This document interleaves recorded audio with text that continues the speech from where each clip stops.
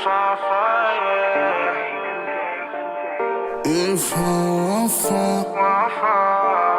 yeah, if you ain't from, I'm from now. Man, I call road trip. Hey, if you ain't from, I'm from, nigga. Fuck around and I miss you. All right, welcome back to the Wildlife Top 10 Countdown. I'm your host, AB. I got a special guest. I know I've been talking about this guest for a minute now. We had some difficult circumstances that happened last week. We pray for Houston, but let me let me thank you for coming. We have Dr. Buckingham. And let me tell you now, I did a lot of research. I seen you on the news a couple years ago. I done seen you everywhere. And like, just give us a quick rundown of who is Dr. Buckingham. Dr. Buckingham is I'm everything that every black boy believe that he can't be. So they start off like that. You know, I come from inner city ghetto and St. Louis, Missouri. You know, second youngest out of 8. Didn't have my father growing up, and did everything that you should not do. Hustle, did all that kind of stuff. But here's the deal: when I say I'm everything that every little black boy don't believe they can be, it's from all of that I turned in through prayer, through hard work, through blessings or whatever, to become the only and first doctor in my entire family. And so because I was able to kind of like get through all that hardship, all that adversity, all that trauma, I went into the mental health field. And so I've been in the mental health field now for 22 years. And I started my mental health career in the military, came in the military right after graduate school, got my bachelor's degree, got my master's degree, came into the Air Force as a first lieutenant, started doing mental health. And I've been doing it ever since 1998. So I'm 22 years, as they would say, in the game, in this mental health game. Yeah. And I've seen thousands of people and from around the world. So you take a little boy from the ghetto and you look at him and it's been the same person I could say before you now. I've lived in Turkey, I lived in Germany, I've traveled to I don't know how many different countries. So I've been a blessing. And so with this mental health thing, I'm all about trying to give back to those who don't believe that they can become a Dr. Buckingham. So I got 2 questions with what you just said. First one is, how did you think about going into the Air Force? Right. First, good question. And so with that, I didn't really think about it, but this is one of the things that we're going to be giving nuggets, right? So you always have to have the right people in your life. And sometimes you have to have the right people at the right time. So the whole military thing was, I call him my father, but he's not my biological father. But when I went to Jackson State to get my bachelor's degree, that's a long story, even how I got there from the ghetto. But once I got there, my professor named Father Childs, Richard Childs, he's a psychology professor. Mm-hmm. And he knew about my story. He knew that I had fell asleep at the steering wheel, even trying to get to college. He knew I lost my mother to cancer when I was 17. So being a psychology major and a professor, we got to talking. He's a black man. I'm a black boy just trying to figure it out. And so he mentored me and took me up under his wings. And his situation was similar to mine. Came from a big family, but he was the only one that became a doctor. And so after I graduated from college, he put the bug in my ear. He said, why don't you go to the military? Because he had been to the military and he went in the Air Force and used his savings from the Air Force to put his nieces and nephews through college. Mm-hmm. So he looked at me and said, hey, you disciplined, you went through all that in your life, you'll be a good fit for the military. So that's how I ended up in the military at a recommendation of somebody who already walked that path and told me how to go there.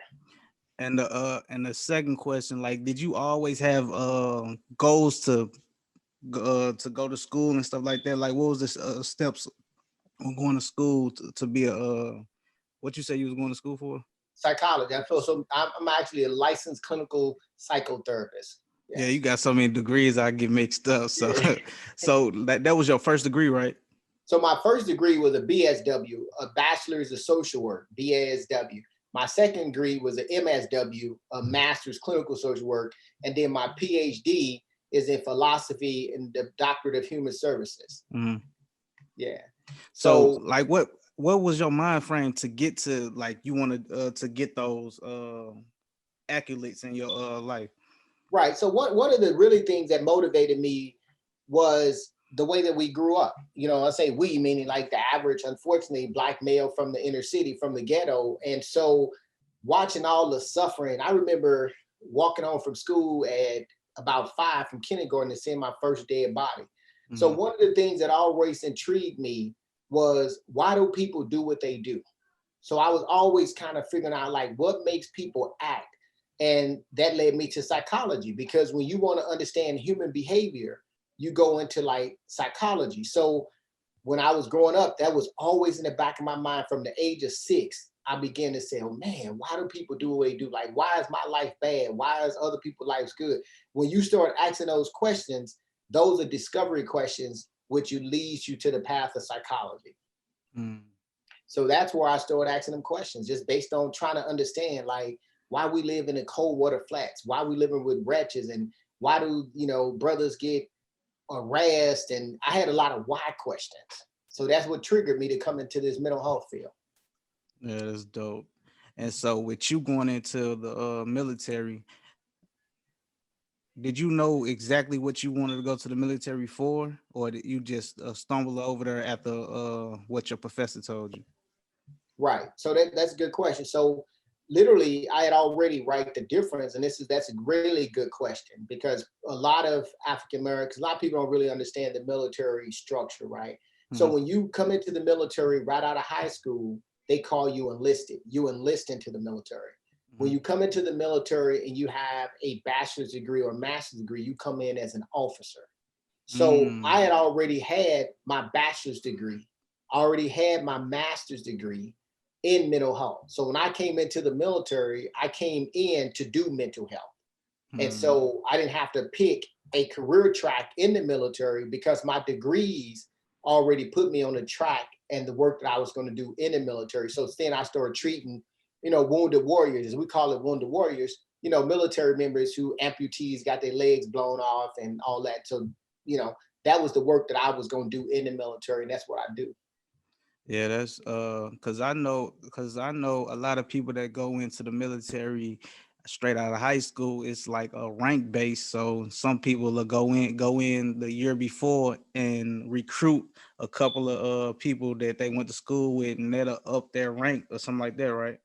Right. So yeah, you have recruiters, like, everybody has to make rank. So I went in as a lieutenant, Yeah, you and already was you up go rank. Yeah. from lieutenant, and then you go from lieutenant, and then you go to captain, and then you go from captain to lieutenant colonel to colonel. So I'm at the colonel equivalent rate now. So I'm at the big boy level, you want to say. I made it to the '06 rank. So when Congratulations on you come that out too. of high school, you come in as an enlisted. You can be like an E1 at the bottom. And Mhm. then like 2, 3 years later, you make E2, E3, O4. You can become a recruiter if that's your field. And then you do go back out and, recruit people to join the military. Yeah, that's just the only knowledge I had about it and stuff like that. So I ain't really have too much about it. Yeah. Yeah. So many of us don't. It's a good question, because the military is a platform that takes poor people and give them a good quality of life. And so if you don't have college money, which most of us don't, if you don't have like things like that, you come into the military, they say it's a white man organization. And what I would say to people when they say that, it's a white man organization, you're right. It's predominantly driven by white men. But what I would say to people is, never take something off the table that you don't understand. So when you understand the military world and you come in and you serve for 4 years, and then you walk away and you become a veteran, guess what you walk away with? You walk away with a college fund worth $40,000, $50,000. You walk away with disability rate where you get a compensation check for the rest of your life. You walk away with what they call a VA certificate, where you can go buy a house with no down payment. So I Mhm. tell people, don't throw something and throw bricks at something you don't really understand. Yeah, cause me growing up, they was like you going into coming out of high school, you going straight to the military. It's like that was you didn't have nothing else to do. Like that's the only thing you had to live for type stuff. So it was like was cast upon like it was not the thing to do. And Because I found myself looking into it because I was in ROTC and stuff like that in high school, and it just didn't never click to me because it was like belittling yourself to go to the army or something like that. Well, I mean, when you come in, you definitely have to be disciplined enough to know that people are gonna get in your face and they're gonna be screaming and shouting and yelling. And to be honest with you, when you come from the inner city, you're not used to another man getting all up in your face and disrespecting you. And so it's hard sometimes for a lot of individuals who are, come in from the streets to go into the military because you're just not used to that.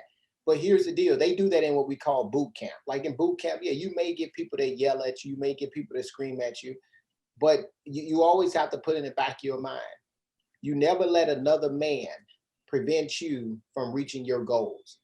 So you always have to look at the drama as temporary because your goal is long term. So when I tell people coming into the military, yeah, it is not easy. I'm not saying it was easy, but what I do know is that I had a goal, and that goal was to get 20 years so I can get a check for the rest of my life. So you always got to stay focused on the end result to get what you want. So how long was you in the military until you got into wanting to get your doctor's degree and stuff like that? Right. So I actually was already in the military maybe 12, 13 years. And then they paid for my PhD. They paid for my doctorate degree. So that $50,000 for the PhD, the military paid for that. So I got my PhD in like 2012. So they paid for it, the whole thing.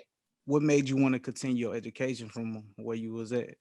Right. So, that's, it's a game, right? Life is all about, in certain spaces, all about credentials. And the more credentials you have, the more that paycheck go up. The more credentials you have, the more credibility you get. People look at you different. So with me having a master's degree and doing trainings and being a mental health professional, I made decent money and people respected me, and I did a lot of things in the community. But then when I became Dr. Buckingham, the request goes up. People request you a little bit more. And then when they request you, guess what you can ask for? A little bit more, because now you have the credentials and a certain amount of knowledge that only 1 or 2% of Americans become doctors. So now you're part of an elite kind of space when you become a doctor. And I understood that the more education you get in certain spaces, you become more marketable. All right. And with that being said, what did you see a lot in the military with mental health and stuff like that? Like, can you elaborate more into that? Right. So a lot of the things that happen that we see quite a bit is depression, adjustment disorders, and then PTSD, and we call it post-traumatic stress disorder. Now, we don't only just see that in the military, but most people talk about it like the military is the only people that have PTSD. But a lot of people, especially a lot of Black people, I believe, suffer from PTSD. Like, explain like a scenario of what's PTSD, because a lot of kids my age or younger probably don't really know what PTSD Right. is. So post-traumatic, what PTSD stands for is post-traumatic stress disorder. And so when you just break down the words, post-traumatic stress disorder. So I'm going to just break down those words before we can make it very simplistic, right? Post basically means that it's already over, right? Trauma is something that has devastated you, that's rocked your world, that has made you feel pain and distress. And then, so we call it post-traumatic stress. Stress takes you over the limit. Everybody understand what a little stress is, but this is saying traumatic stress. It ain't just regular stress, it's traumatic stress. And then we use the word disorder because disorder means that it affects the way that you function. It takes you out of your normal functioning. You're not yourself after you experience it. So when we say a person has PTSD, that means a person has experienced something very traumatizing in their life, and the event is over, but they still have problems with coping with life, although the event is over. An example of a PTSD in the military is we go out to the war, we go to Iraq, A guy goes out there, he's patrolling, we get attacked by the Taliban, and 2 or 3 of his guys get killed right next to him, and he looks at them. He sees the whole thing. Now, in his mind, when he gets back to the States, he has these images of those bodies. He has the guilt of those individuals dying and him being killed. So now the trauma of that is still affecting his life. And now he can't sleep. He has nightmares. He's anxious all the time. He's hyper vigilant. This are symptoms of like PTSD. Now that's a military related way that some of us develop PTSD. Now on the outside, just say a young girl gets raped. Just say you experience or witness a drive-by and you see the person get shot, the person drives down the street, and you go and look at that body. Now you're looking at that body, blood everywhere, the holes in that body. You see that visually. Now you sit, they come, police, everything is gone. But now 3 days later, you still have those images in your head. 3 days later, you are extremely anxious because you worried about if this is going to happen to you. 3 days later, and even a week later, and 2 months later, and this and that, these things are still affecting the way that you function. When you go to the mall, now you're concerned and you're looking around and you're anxious because you want to make sure that you know where all the X is at in case something go down. These are manifestations and signs and symptoms when people experience traumatic things that may alert that they can also be at risk for PTSD. And there's a whole line of symptoms that I can go into, but that's like the basic conversation way. Yeah, I got the whole thing. Like you broke that down real clearly. Okay. So when people have symptoms like that, what should they do? Right. So I say no therapy, no peace. You cannot have peace in your life, walk around with all that stuff in your head, because everything that is in your head has to find a way out. And typically when people don't get help, they take it out on the people that's close to them. So if you got all this anxiety and this and that, you probably gonna terrorize your wife, your girlfriend, your kids, because you're not really getting the help that you need to process all that anger, that frustration, that guilt, that anxiety, that's fear. So anything that's kept inside of you is gonna find a way out. What you talking to the therapist, everything's confidential, right? Right, everything is confidential. You know, we are legally bound to keep the information confidential, that mental health issues, with the exception of some areas. Like, so this is what scares some people when they say, well, I don't want to go talk to nobody because I don't want it to come back and my business get out. What do they mean by their business getting out? Everything you say to me is confidential, which means I don't have to say nothing to anybody but what we talk about, with the exception of if you tell me you're suicidal, I have a legal obligation to report it. I cannot let you tell me that you're going to kill yourself and not do anything. So that's not confidential. If you tell me that you're homicidal, you're thinking about hurting somebody, I have a duty to warn that person. I cannot keep that confidential. If you're abusing your children, your wife, and you beating them and you're doing that, we have an obligation to report that. So some people say, well, why would I come and talk if you're going to report certain things? So here's the deal.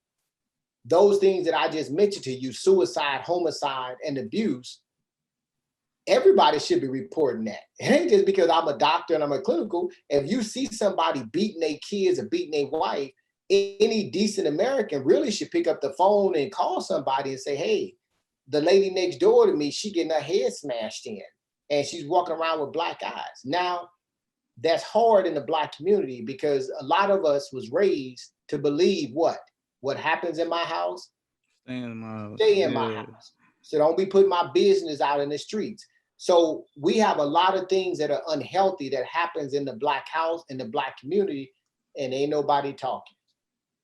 So with, let's say, let's reverse the role. What if somebody's getting beat on, molested, anything like that?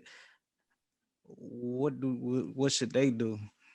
Right. So if they should actually seek help and report it themselves. Like if you're the victim, so in all bad Because situations, a lot of times they don't want the other person getting hurt or locked up or something like that, and they like, is you obligated to keep that yeah. confidential? Or? So that's a good question, man, because that's really a deep issue as to why people feel like they don't want to get help, right?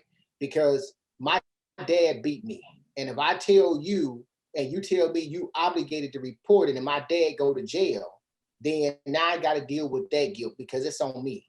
And so why am I going to open up and tell you if you telling me you got an obligation to report it? That is why a lot of people keep things in. That's a good question.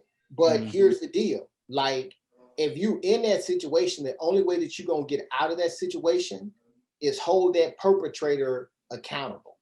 Now that's hard because who want to look at their parents and say, okay, well, if I tell, they going to jail. But here's the thing that I say to that victim.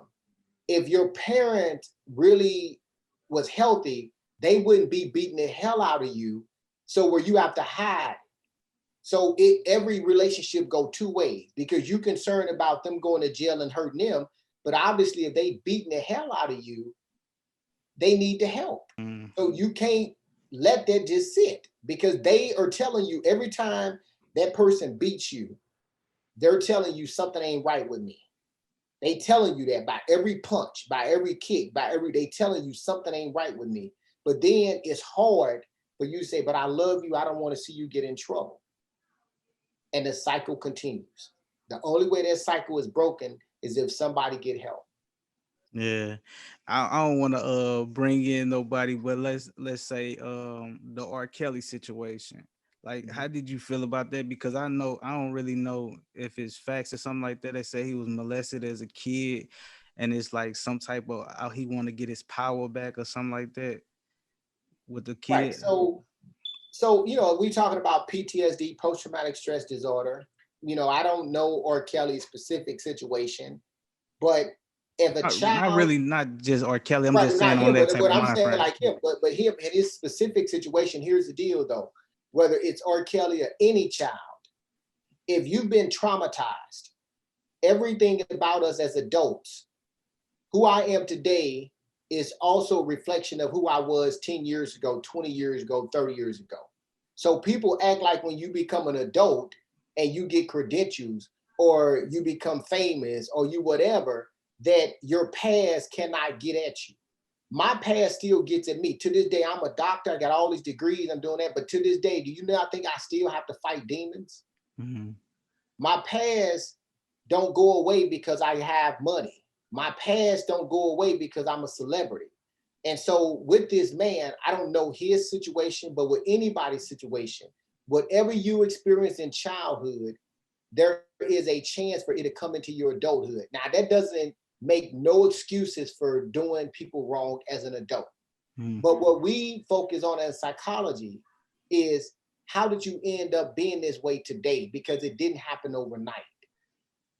Yeah, that's what I want to have you elaborate on, because a lot of people, they don't understand of what they went through in their past is a reflection of what they doing now, and sometimes you have to fight that demon before you can move on and make yourself a better person.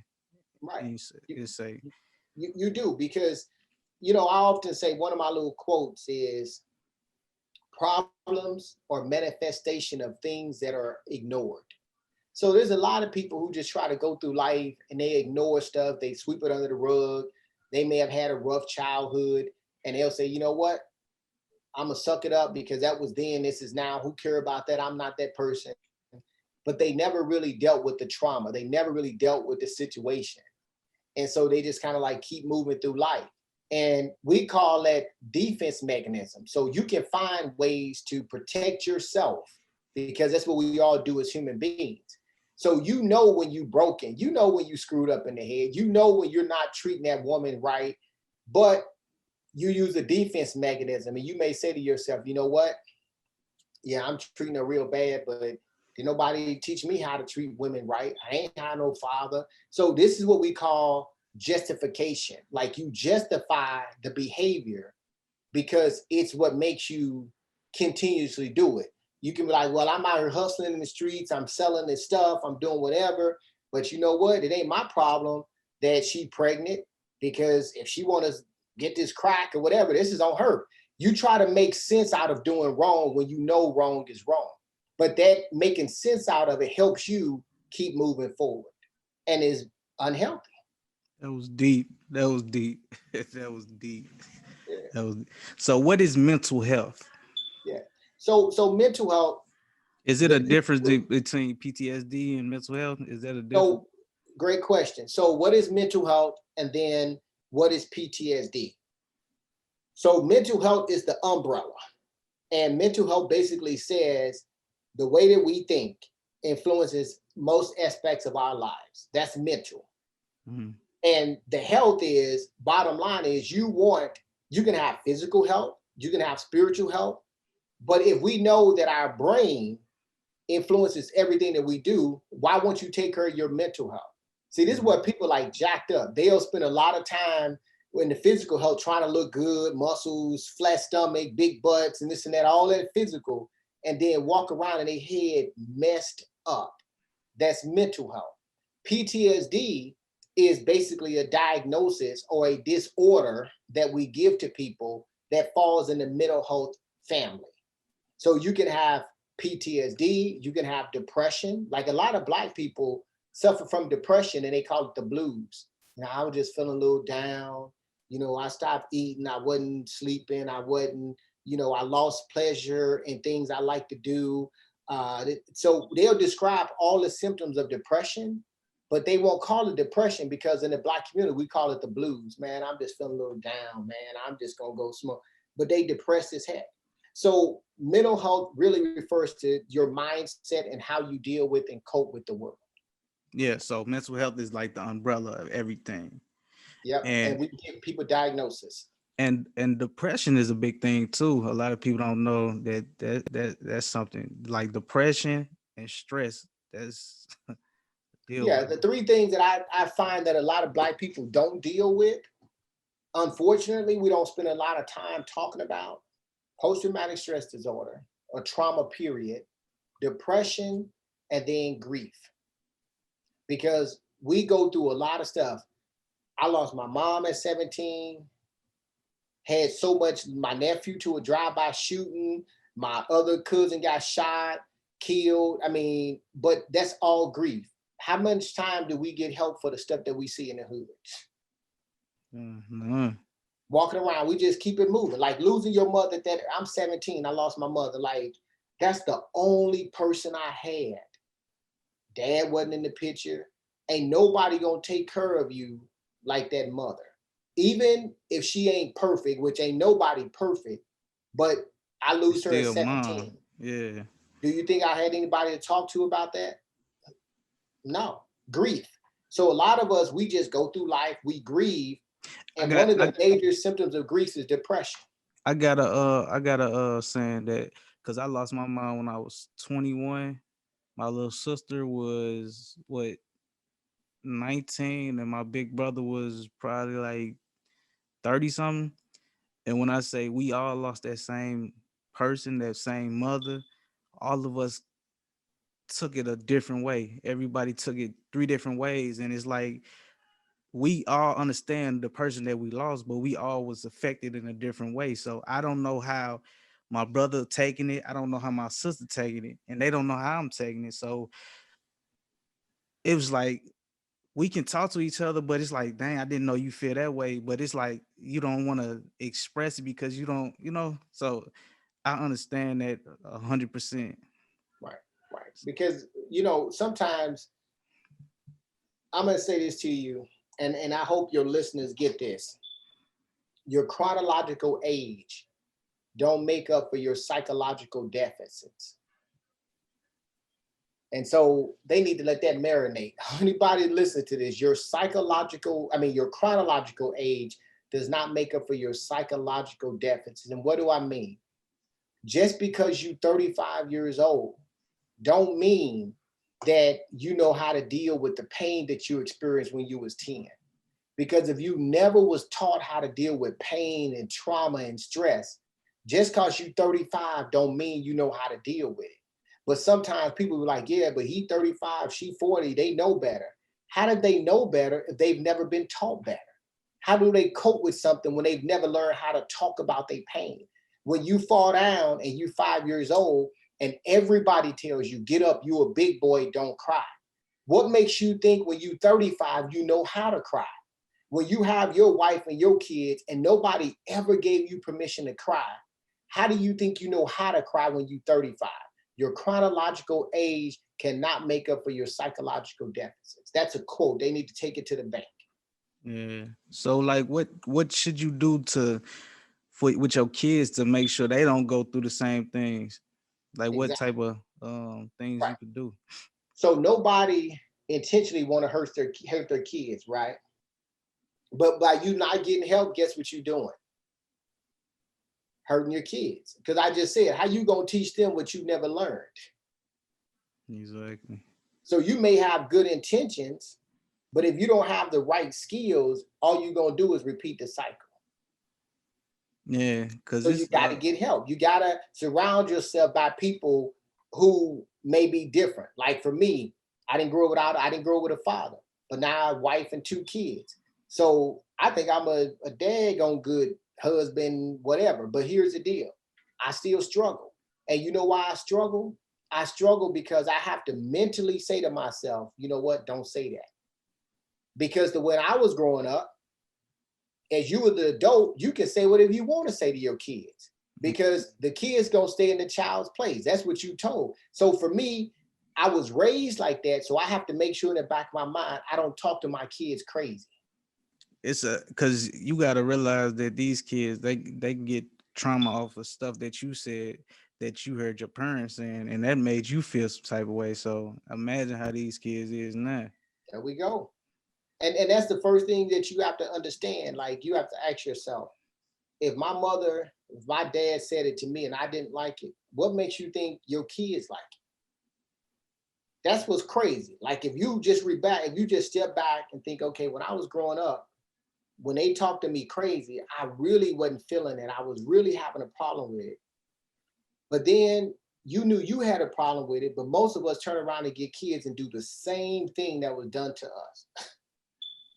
It's a cycle. It's like the cycle always come around. There we go. And you know it didn't feel good. You can relate because you already been in them shoes. You already know when she told you to shut the hell up and go get in the corner or go whatever. You know how you was feeling. So why turn around and talk to your kids like that? It's like we all need to reprogram ourselves and relearn, and There we go. that's only how we gonna come together and get it right. Yeah. And I tell people you got like 3 E's that you gotta work on. You gotta eliminate excuses, start pushing the effort so you can get to excellence. Deep.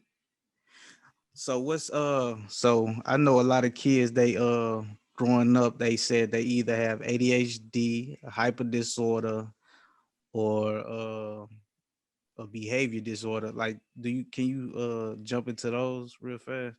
Yeah, so all that falls up under the mental health umbrella, right? So we have PTSD, we have depression, we have adjustment disorders, we have attention hyperactive, ADHD is what we call it, attention deficit hyperactive disorder, um, conduct disorder, antisocial personality disorder. And so unfortunately for a lot of African Americans, especially African American males, sometimes they start off with the diagnosis of ADHD, attention deficit hyperactive disorder. Then that later on, it's kind of can go into conduct disorder where they start having problems, then antisocial personality. So basically that ADHD thing, they saying it can have genetics components, and then some of it can just kind of like be chemical imbalances where kids basically attention deficit basically means they have a hard time paying attention to details. The hyperactive part meaning like they feel like their wheels is always spinning. Like you see kids, they always on the go, they always moving, they fidgety, this and that. And then what that does is that if their brain is racing so fast, they can't really pick up. And so they're distracted easy by a lot of stuff. And so their attention is very limited and they're distracted easily by things. And then because they're just easily distracted and they're a little hyperactive, they're not processing and learning probably as much as they could. So then they become behavior problems, because when they got them in the classroom and they're not really paying attention, now all of a sudden he's bad and they want to label him. And then the next question is, well, do the person need medication to kind of help them slow down? And they want to start giving them, Ritalin or any kinds of different medications to kind of like just help them calm down. And some parents like, I don't want to give my kids that because you want to make them a zombie. Here's the deal. It's just like with this COVID-19 vaccination stuff. Like Black people are so paranoid about medications because a lot of Black kids are overdiagnosed with ADHD, especially Black boys. But what I can say is that you have to understand how medication works. Medication may not necessarily be the answer, but it can help. So for example, if I'm all over the place and I'm just wound up, what that medication does is it goes into your system and it slows you down. Now, some parents will say, well, I don't want my kid to be like no zombie, like just, zoned out. But you got to get the right dose of medication. And I don't mean saying like medication is the answer. I'm just saying you got to understand it though. Because for some kids, I'm not saying all kids, but for some kids, they need the medication. They're not going to be able to get through that ADHD stuff by themselves. They either need the medication, or if you don't give them the medication, which I'm not advocating for just popping pills into kids, especially no kids, especially not Black boys. But if the medication is not going to be part of your intervention, you better put them on a behavioral modification plan where you can monitor their behavior, reward them, discipline them, and give them a behavior modification plan to help them get through that phase. So I gotta say this. Do you think doctors quick to diagnose with kids with ADHD? Some are. I mean, some are. I mean, just depending on people, training. I mean, like sometimes people say Black kids are diagnosed because of cultural issues. You don't always understand them. And so some people are quick to diagnose and give a diagnosis that they shouldn't get too fast. Yes, I asked that because I had a guest on here named Reggie. He a promoter in St. Louis. He do a lot of club promotions and stuff like that. He said that they diagnosed with him with ADHD, but he knew everything that he knew. If I go to this point, I'm gonna get in trouble. So I'm gonna do a little bit under this. And then the doctor that he had that they were saying that he had ADHD, the doctor just said no, just be his ass, and he'll get it together. And like I know a lot of kids, they do that borderline to act like that so they can get away with certain stuff like that. Can you like go into details with that? Because a lot of kids do that play on the doctor, and the doctor is just quick to say that just because they don't know the coaching. Yeah, right. I mean, and so that's even for a doctor even said it, even for a parent to say it, for anybody to say you need to beat them. You know what? Slavery didn't even work the way it was supposed to, meaning you can beat people into submission. But the minute that they learn and get the ability to fight back, they're going to come at you. It's the same way with raising your kids. They may not come back at you physically, but they're going to come back at you emotionally. They may not like you. They may not respect you. They may not want to spend time around you. You cannot beat another human being. My daughter is 2 years old. My son is 5. And they got this thing that God gave them that he gave me and you, and it's called free will. So guess what that means? Like when your child is acting out, being bad or whatnot, you say you're going to beat their butt to get them back in place. Guess what you're doing is you're trying to instill fear in them, but you can't make them do a daggone thing. Like, I understand, like, listen to what I'm saying. It sounds like you mean to tell me I can't control my 2-year-old? No, I can't, which means the minute that she understands right from wrong, yes from no, hot from cold, that means she has free will, which means she gets to make her own decisions. So when I beat her, what I'm trying to do is get her to make the decision I want her to make. But the reality is she always get to make a decision. Even at 2 years old, my daughter know that at 2 years old. So how you gonna beat somebody into submission? All you doing is beating fear into them. And when you beat that fear into them, when the fear is not around, then what they gonna do? Because you taught them how to be obedient based on fear. But that goes. So you don't think you should whoop your kids at all? Now, what I'm saying is you can't beat anybody to do anything. So discipline for me, like for my daughter, if understand, if you try to explain something to her at 2 years old, is she gonna get it? No. So do I have to occasionally pop her little butt on her butt? Yes. But when she gets older, the older they get, the more opportunity you should get to try to help them develop into understanding right from wrong than you trying to beat it in them. Yeah, I feel what you're saying. I understand. It's not the fact of popping them to getting them right back on a straight road. It's not just to beat them. Like you don't go to no stores and steal and just whoop them, that because a lot of kids will still do the same thing. So like I just ain't gonna get caught. Right, because you can't take away their free will. That's the problem. You can't take nothing. You didn't give it to them. God gave it to them. So all they gonna do is get smart. So if you tell me, okay, every time you go to the store, I'm gonna beat your butt, then all I'm gonna do is make sure that I don't get caught. That don't mean I'm not gonna steal. Just gonna get more crafty with it. Yeah, that's what we all do. I grew up like that. I come from the streets. I know how to survive. My mother knew that I hustled. I wouldn't be Dr. Buckingham. She'd beat the hell out of me. So what you do is you just learn better ways to get things done. Yeah, that make a lot. That's what you're teaching your kids. That make a lot of sense. Because you go to jail, it's either you gonna be a smarter criminal or you just gonna be the worst. You just getting caught. So, yep. So I appreciate you having me on, and I'll come back, and next time we'll do like a little mini presentation. I can just lay some stuff out and for your audience, and yeah, we'll do it again. But most definitely, man. I know we gotta wrap it up and stuff like that. And my last question, like, what legacy do you want to leave on this world when you're gone? Yeah, so the legacy is, I think, for me, I build my legacy. I don't see legacy per se as something that, how some people say, like, what did you leave behind? Mm-hmm. I want to leave some behind, and I want to leave the legacy that I was a person who tried to change the world based on what God was giving me to be able to do it with. But more importantly for me, the legacy is like what you do now. So like how much time do you actually spend on trying to change the world? Like that's what my legacy want to be. Like, how much do I sow into the community? How much do I sow into my family?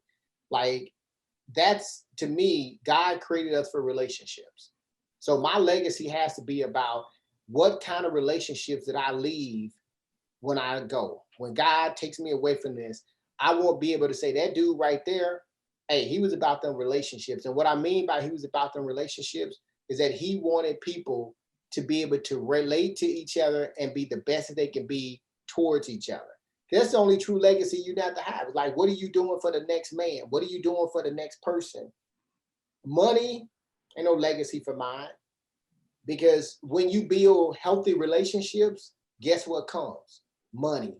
When you build healthy relationships, guess what comes? A peace of mind. When you build healthy relationships, guess what happens?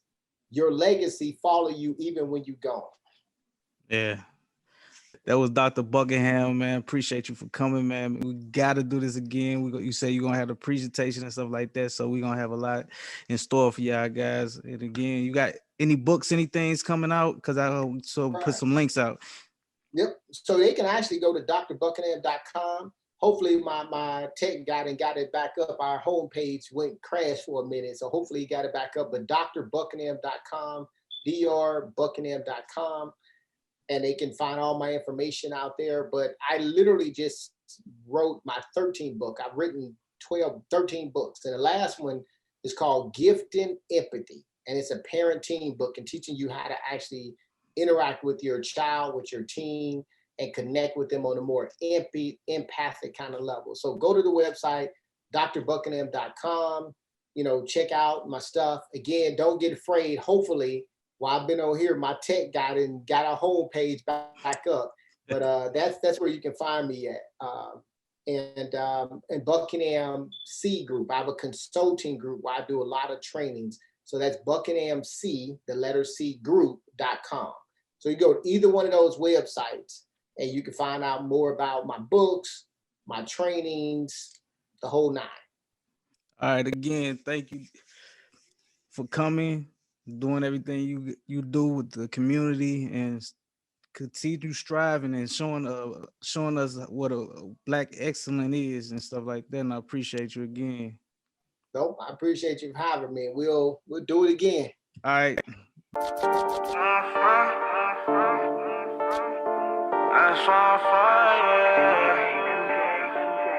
If I'm from, yeah, if you ain't from, I'm from, man, I come around trip.